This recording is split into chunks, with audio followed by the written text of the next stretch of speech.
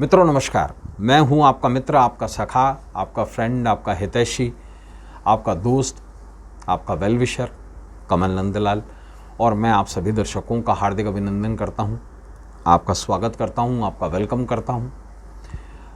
Astro तक की खास प्रस्तुति कमल नंदलाल के महा उपाय जो आपके जीवन को सरल, सुगम और सफल बनाए, सिर्फ एस्ट्रो तक पर। कमल नंदलाल के महा उपाय इस प्रोग्राम का उद्देश्य बहुत सीधा है, बहुत सिंपल है।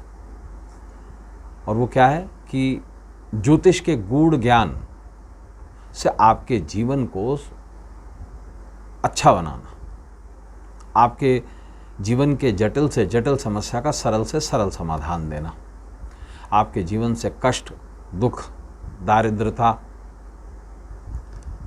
इन सभी विकारों को दूर करना। और सबसे बड़ी बात, ज्योतिष का प्रचार और प्रसार।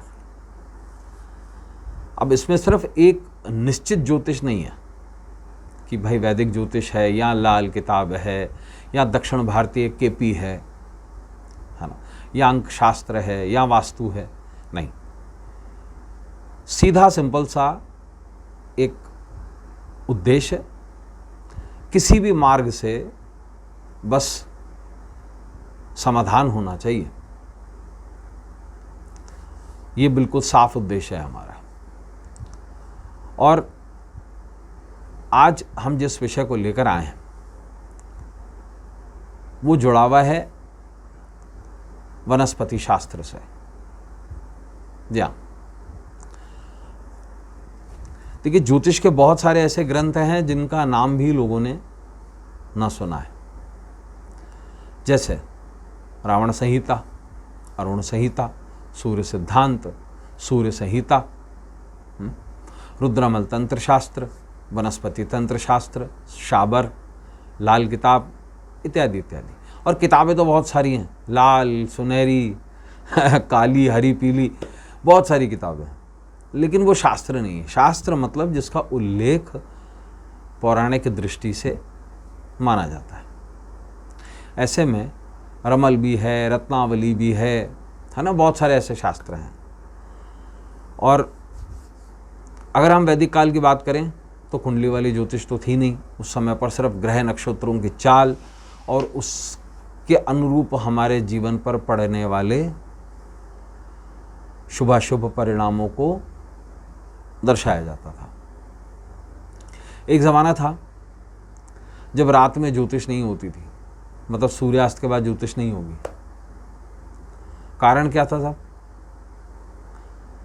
कि सूर्य नहीं है तो दृष्टि कैसे होगी? ज्योतिष सूर्य से ही मानी जाती है। लेकिन वो चीज़ भी समय के साथ में सही होती गई। कैसे? बिजली आ गई।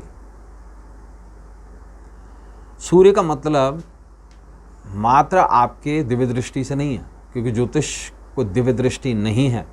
ज्योतिष संपूर्णता से गणित है। ये जो लोग कहते हैं ना अंधविश्वास में कि इस बाबा में कोई दिव्य दृष्टि है, तीसरी आंख है, सब बेकार की बातें हैं। ज्योतिष इज प्योर मैथमेटिक्स। और उस मैथमेटिक्स से फलादेश करना, भविष्य का कथन करना, ये कला है। तो ज्योतिष विज्ञान का भी विषय और कला का भी विषय है। जहाँ गणित की बात आती है तो वो विज्ञान है, एस्ट्रोनॉमी है ना। और जब बात आती है कि उसका हमारे जीवन पर इस आशय का क्या असर पड़ेगा, एक निश्चित व्यक्ति पर, उसका फलादेश, उसके लिए भविष्यवाणी, तो वो कला है।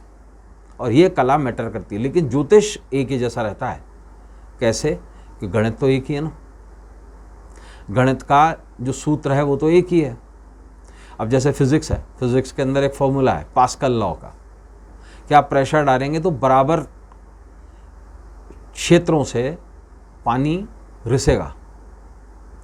जैसे ग्रेविटी का लॉ है, जैसे मोशन का लॉ है। तो सिद्धांत तो एक ही है ना। लेकिन मान लीजिए हमने एक बॉल फेंकी, वो बॉल एक निश्चित सीमा तक ऊपर गई, उसके बाद उसने ज़मीन पर नीचे टप्पा खाया और वो ऊपर जाएगी। तो उसमें बहुत सारे फोर्सेस काम किए, उसमें काइनेटिक एनर्जी भी काम आई, पोटेंशियल एनर्जी भी काम आई, बहुत सारी चीज़ें काम आई फिजिक्स के दृष्टिकोण से। लेकिन उस बॉल को ट्रेवल करने में, उसका भविष्य का कथन करने में जो कला है, उस कला के पीछे भी कुछ सिद्धांत हैं। जैसे उस बॉल के अंदर एयर प्रेशर कितना है ये भी मैटर करेगा, बॉल का वेट भी मैटर करेगा, क्योंकि फिजिक्स में मास भी मैटर करता है, वेलोसिटी भी मैटर करती है। तो उसकी जो कला है उस सिद्धांत के पीछे कि वो वापस बाउंस बैक कितना करेगी, ये कला का विषय है। और आज जिस विषय को हम लेकर आए हैं ज्योतिष में, वो बड़ा ख़ास है, वनस्पति तंत्र शास्त्र से जुड़ा हुआ, और उसका उल्लेख रुद्रमल तंत्र शास्त्र में भी दिया गया है। वो है धतूरा, है ना। धतूरा विषकारी कहा गया है, उसमें विष होता है, कांटे होते हैं, उसकी गंध भी अच्छी नहीं होती है, और वो कभी भी गमलों में नहीं बोया जाता, घर में कोई धतूरा नहीं बोता है। लेकिन धतूरा किसी भी देवी देवता पर नहीं चढ़ता, मात्र एक पर, वो जो विष को पीते हैं, वो जो हर लेते हैं हर चीज को, दुख हर, दारिद्र हर, संकट हर, विमनस्य हर, कष्ट हर, पीड़ा हर, पाप हर चीज को हर लेते हैं। उनका काम ही हरना, इसलिए उन्हें हर हर महादेव कहा जाता है। हरि हरि नहीं कहा जाता, हरि हरि नहीं कहा जाता, हरना, किसी भी चीज को गायब कर देना, उसको चुरा लेना।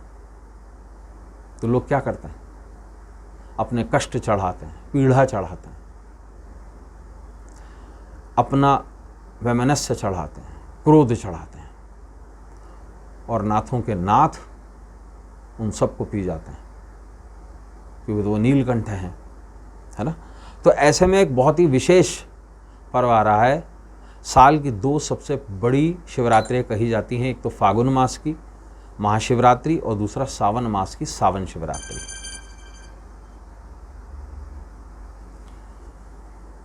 तो ऐसे में सावन शिवरात्रि की जो डेट है वो है मंगलवार 11 अगस्त 2026। क्या करना है आपको, जीवन में अगर सुख समृद्धि चाहते हैं, कष्टों से मुक्ति पाना चाहते हैं, अपने जीवन की हर समस्या को दूर करना चाहते हैं, तो ऐसे में क्या करें। देखिए, मंगलवार के दिन शाम के समय, अगर संभव हो तो रात्रि में, अगर कोई मंदिर खुला हो, शिवालय खुला हो तो, अन्यथा प्रदोष काल में, अन्यथा किसी भी दिन किसी भी समय। तो मंगलवार 11 अगस्त 2026 को सावन शिवरात्रि के पर्व पर शिवलिंग पर धतूरे का फूल चढ़ा दीजिए, एक ही फूल। जीवन में हर सुख समृद्धि की जो आप कामना करते हैं ना, वो निश्चित प्राप्त होगी। तो दोस्तों, आज के लिए बस इतना ही। कल आपसे फिर मुलाकात होगी, इजाजत दीजिए।